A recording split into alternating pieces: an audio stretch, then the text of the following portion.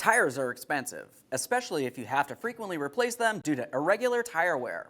Whether that wears on the inboard side or on the outboard side, there could be an underlying issue causing this problem. As you can tell looking at this vehicle, it looks as though somebody already replaced 2 of the tires, but they didn't even match them up with what they already had. Now, rather than wasting time and money by only replacing tires, it only makes sense to do a thorough steering and suspension front-end check. For this, we want to make sure that we have the vehicle safely raised and supported. Once you have it supported, the next thing I always like to do is check the tie rod ends by shaking the tire at 3 and 9 side to side. If we have some movement in this direction, it's typically a tie rod end of some sort. It could be the outer tie rod end or the inner tie rod end. Let's just give this a wiggle. Yeah, that's bad. I've seen worse, but this is definitely something that can cause a noise while you're driving down the road. It can cause some wear. And then it could also cause a wandering steering situation because, of course, while you're driving down the road, that tire could be moving side to side like this, so it's going to be an issue. We definitely want to fix that, but we're not stopping there. Now I'm going to take hold of the tire at 12 and 6. We're trying to wiggle this up and down, just like this. By doing this maneuver, it's actually checking either the wheel bearing or it could check your upper or lower ball joints.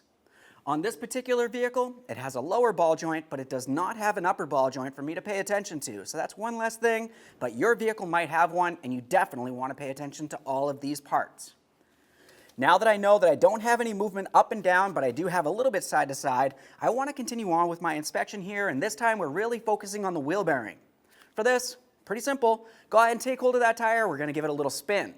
If you hear a howling noise, typically that means that the wheel bearing itself is bad and it needs to be replaced. For that, you might also find that you have an ABS light.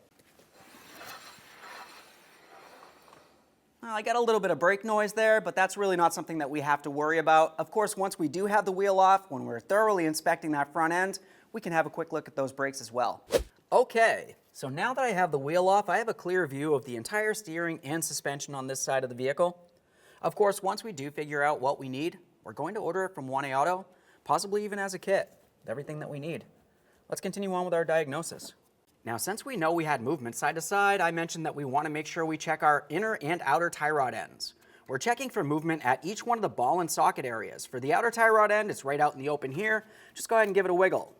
If you see any movement, the tie rod needs to be replaced, but you can't stop there. As for the inner tie rod end, you can see it has this protective boot. You want to make sure that you dislodge that so you can thoroughly inspect it. Just pull that boot outward, and now we can have a quick look at the inner tie rod end ball and socket area here. As for the inner tie rod end, this is typically where you're going to find that movement. So here's where you'd want to go ahead and take that wheel at 3 and 9 and wiggle it side to side. If you see any movement here, the inner tie rod end has to be replaced. And when you do those, you always want to make sure that you replace the inner tie rod end with the outer tie rod end. To be able to do the inner tie rod end, you have to remove the outer anyways. It only makes sense. Aside from that, once you do pull that boot away, we need to have a quick look at the power steering rack, especially if you have a hydraulic power steering system. If you see any fluid making its way out of there, that means you have a bad rack seal, and typically the power steering rack will have to be replaced as well. Now, we can't stop there. We're also going to pay attention to our lower ball joint. For this particular vehicle, it only has a lower ball joint and not an upper ball joint. For this, typically if you did have movement, it's going to be by pulling the knuckle or the brakes like this, in and out. If you see any movement like this is pivoting, that means the ball joint itself is bad. Continuing on, you also want to follow that control arm over towards its mounting points. You're going to have a rubber bushing. For those rubber bushings, you need to make sure you give them a thorough inspection, make sure they're not cracked, rotted, or damaged. Otherwise, you want to go ahead and replace those. We sell those separate, or you can replace the entire control arm, typically with the bushings and the ball joint installed. And of course, you want to keep in mind that if you have the improper tire pressure, if it was overinflated, it's going to wear in the center, underinflated, wearing along the edges. Of course, just confirm your alignment. Aside from that, you will also have front shocks or struts depending on your vehicle and sway bar lengths. You want to make sure you confirm that those are in good working order as well. Once it's all installed, we'll just go ahead and test the functionality.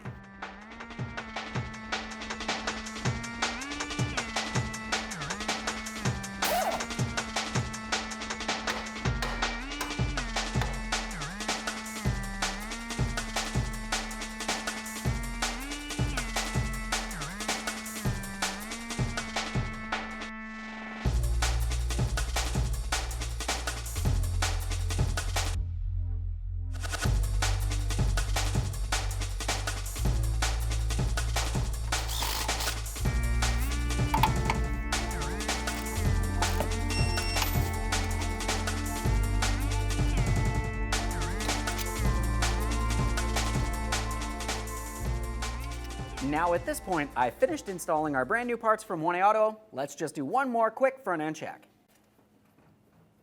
Oh, yeah.